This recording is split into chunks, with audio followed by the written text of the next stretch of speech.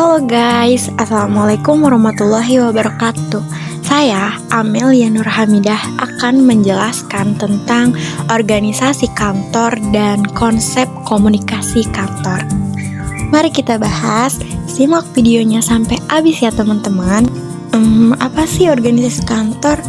Nah, organisasi kantor adalah cara mengatur tugas, tanggung jawab, dan struktur dalam lingkungan kerja, melibatkan penempatan orang dalam peran dan departemen yang berbeda untuk mencapai tujuan perusahaan. Organisasi kantor juga mencakup struktur, hierarkis, aliran kerja, komunikasi, dan pengambilan keputusan. Ada 5 fakta dalam organisasi perkantoran, teman-teman. Nah, yang pertama, setiap organisasi perkantoran pasti mencakup SDM yang terlibat dalam intake sosial, baik disebabkan oleh struktur formal atau informal.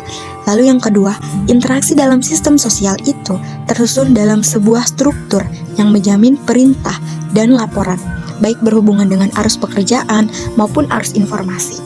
Lalu yang ketiga, sebagai suatu sistem terbuka, setiap organisasi perkantoran mempunyai hubungan timbal balik dalam organisasi intern atau ekstern.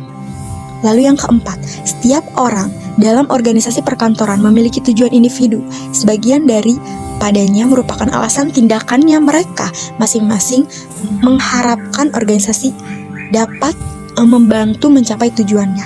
Lalu yang kelima, interaksi sosial yang terjadi dalam manajemen perkantoran juga dapat membantu percakapan tujuan bersama, walaupun mungkin berbeda, namun berkaitan dengan tujuan-tujuan individu mereka. Ada 8 prinsip organisasi perkantoran yang esensial. Yang pertama, prinsip tujuan. Yang kedua, prinsip kesatuan fungsi. Setiap organisasi perkantoran terdiri atas sejumlah fungsi yang mesti bekerja sama untuk mencapai organisasi. Yang ketiga, prinsip hubungan individual organisasi perkantoran yang efektif. Yang keempat, prinsip kesederhanaan organisasi perkantoran.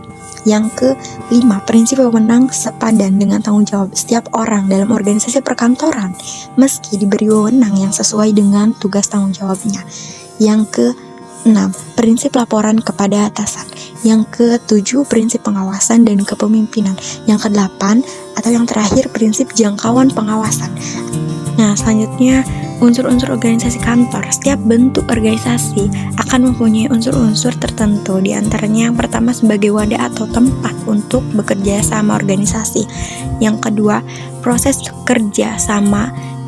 Yang ketiga, jelas tugas kedudukannya masing-masing. Yang keempat, ada tujuannya tertentu. Nah, selanjutnya kita bahas konsep komunikasi kantor. Apa sih itu konsep komunikasi kantor? Komunikasi perkantoran merupakan pelaksanaan tata hubungan atau komunikasi administrasi dalam bidang usaha pada suatu kantor. Nah, selanjutnya jenis-jenis komunikasi kantor. Ada 4 ya teman-teman. Yang pertama, sistem komunikasi tulisan. Yang kedua, sistem komunikasi lisan. Yang ketiga, sistem mekanis. Yang keempat, sistem panggilan petugas, staff location system. Selanjutnya, bentuk-bentuk komunikasi kantor. Yang pertama, komunikasi internal. Komunikasi internal yaitu komunikasi yang berlangsung dalam ruang lingkup organisasi atau perusahaan yang terjadi antara anggota organisasi atau perusahaan tersebut. Yang kedua, komunikasi eksternal. Komunikasi eksternal yaitu komunikasi yang berlangsung antara organisasi atau perusahaan dengan pihak masyarakat yang berada di luar kantor atau perusahaan tersebut.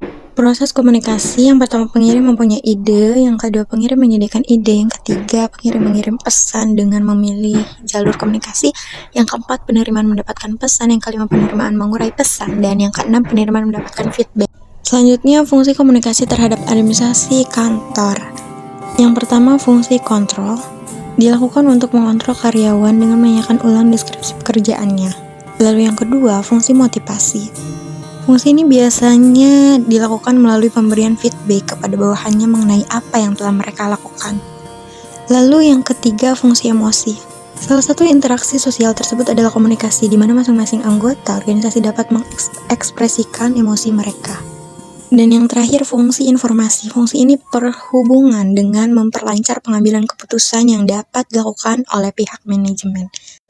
Dari keempat fungsi tersebut di atas, tidak ada fungsi lain yang lebih penting dari fungsi yang lain. Setiap proses komunikasi yang terjadi di dalam organisasi akan melibatkan lebih dari satu fungsi yang ada.